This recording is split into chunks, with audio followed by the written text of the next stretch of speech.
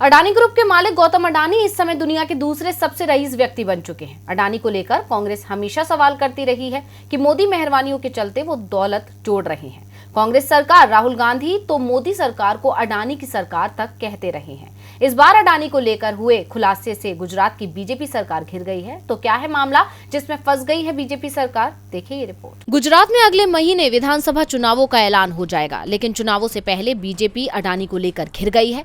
कांग्रेस का आरोप है कि सरकार के नुकसान की दम पर अडानी को फायदा पहुंचाया जा रहा है।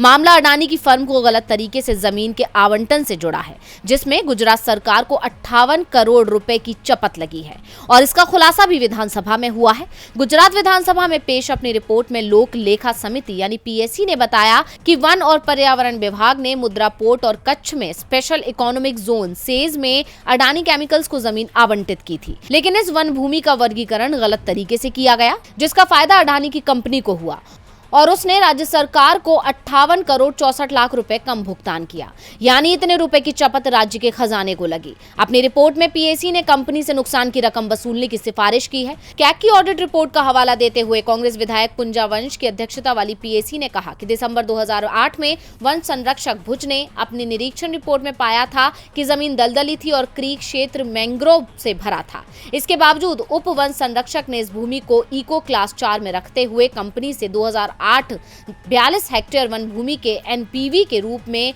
87 करोड़ 97 लाख रुपए वसूल किए, जबकि ये जमीन इको क्लास 2 में आती है। पीएससी ने अपनी रिपोर्ट में कहा कि मुंद्रा पोर्ट और सेज के लिए वन भूमि के उद्देश्य बदलाव के लिए अडानी से इको क्लास 2 के अनुसार एनपीवी की वसूली के बजाय विभाग ने इको क्लास 4 के अनुसार एनपीवी की वसूली की।